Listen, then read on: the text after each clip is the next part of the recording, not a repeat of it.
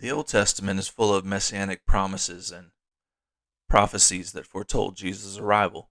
According to Ray Koenig at AboutJesus.org, scholars differ in their answers, generally ranging from about 200 to 400, and another scholar, Alfred Edersheim, concluded that there are at least 456 passages in the Old Testament that Jewish rabbis historically have interpreted as being about the Messiah.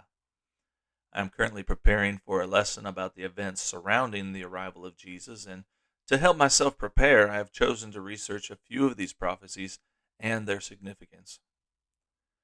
The first of these prophecies is given to the serpent in the book of Genesis. And I will put enmity between thee and the woman, and between thy seed and her seed.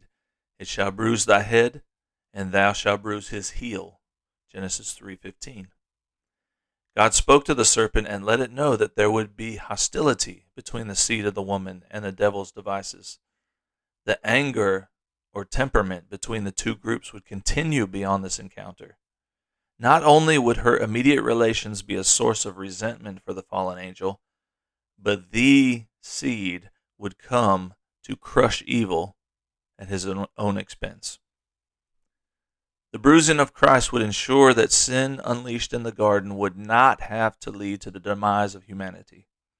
In Luke chapter 3, verses 23 through 38, the author details the family lineage from Jesus all the way back to Adam, solidifying Jesus as the seed of the woman, the mother of all living. The second of these prophecies I am studying is a promise made to Abraham. Through obedience to God, Abraham not only left his family and traveled to a strange new land, but he also proved he would not withhold anything from the Lord when he came to offer Isaac as a sacrifice.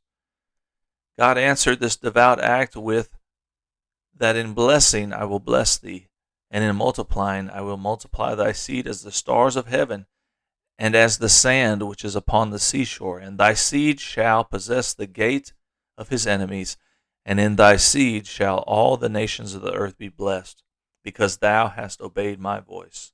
Genesis 22, verses 17 and 18.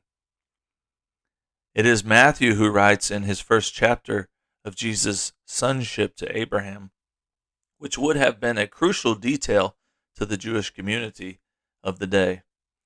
Inheritance and lineage were everything to these chosen people, and it had to be in order according to God's plan and promise. The Messiah would indeed save his people from their sins. However, they did not comprehend at that time that in thy seed shall all the nations of the earth be blessed. Christ's sacrifice in place of Isaac's opened the door for us all to become children of Abraham and heirs of righteousness. Finally, Nathan relays to David in 2 Samuel 7, verses 12 and 13, "And when thy days be fulfilled, and thou shalt sleep with thy fathers, I will set up thy seed after thee, which shall proceed out of thy bowels, and I will establish his kingdom. He shall build an house for my name, and I will establish the throne of his kingdom forever." In this passage, I'm sure that David assumes this is speaking of his son Solomon's future, but we rarely see the big picture. Matthew also covers the David lineage to ensure that you can plainly see the heritage to the throne that the Messiah was to fill. Isaiah 11 brings clarity to this rod out of the stem of Jesse. Isaiah speaks of the spiritual gifts and authority of this rod. And in verse 10 he says, "And in that day there shall be a root of Jesse, which shall stand for an ensign of the people. To it shall the Gentiles seek, and his rest shall be glorious." Jesus has claimed David's throne for eternity. As I mentioned, there are hundreds of prophecies regarding Jesus, his coming, his purpose. For the sake of this study, I believe it is evident that Jesus fulfills all of the requirements that the Messiah would need by way of heritage. He was bruised, and he bruised the head of the serpent. It stripped him of all power. Jesus has fulfilled all the law and the prophets, and all people and nations have become joint heirs with Christ. Romans 8 and 17. The possibilities for his kingdom are without limit.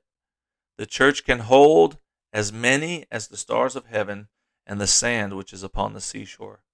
And all that is left for us to do is go out into the highways and hedges and compel them to come in, that the Lord's house may be filled.